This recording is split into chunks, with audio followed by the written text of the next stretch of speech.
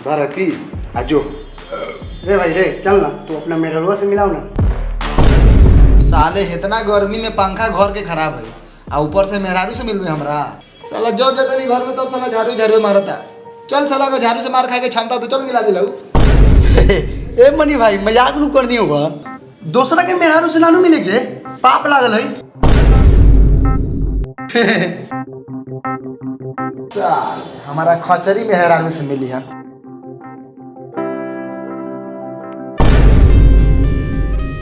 प्रणाम।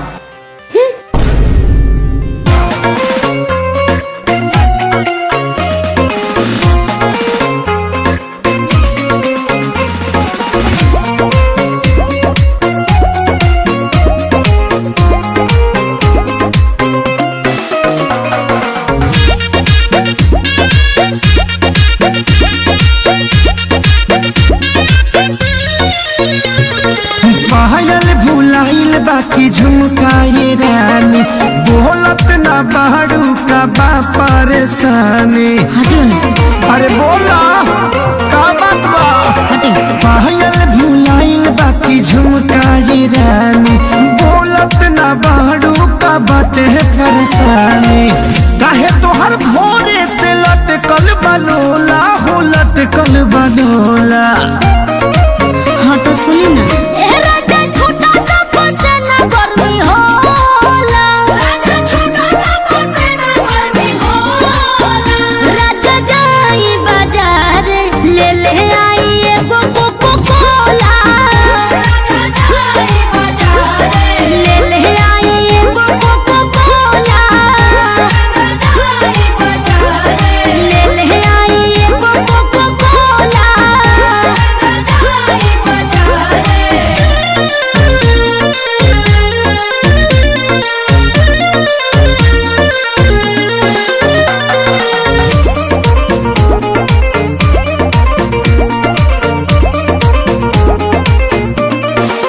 जवन जवन कहबू लइबो सजनिया लहई पीला ग्लूकोच वाला पनिया।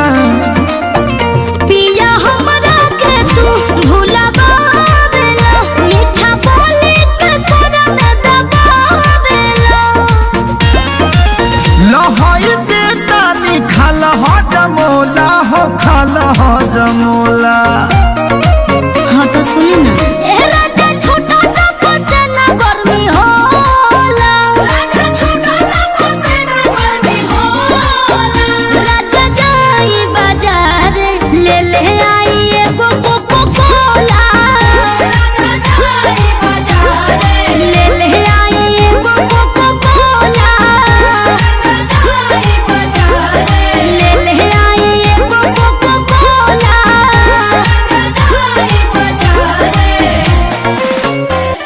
हाँ तो 45 रुपये लाओ, ला दियो कोको कोला चौक पर से। अरे बाप बड़ी जोर से मरले बा। करम तारी के तकारी कोको कोला पी। अरे मैया रे मैया।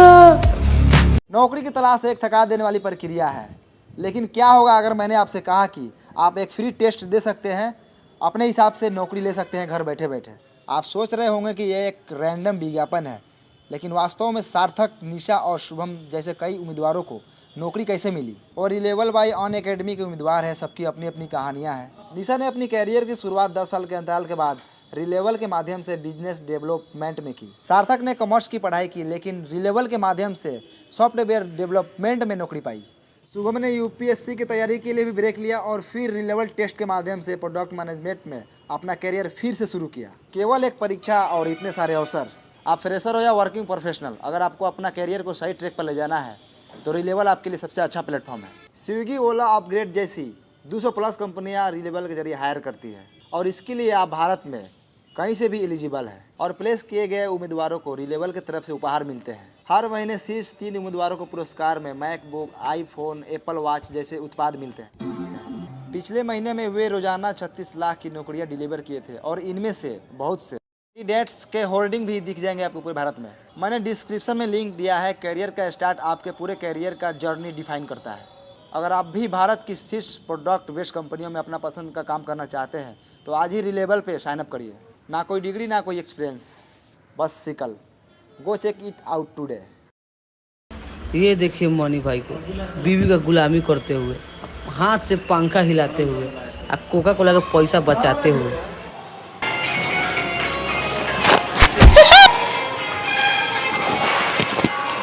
शिट, जल्दी हो गया।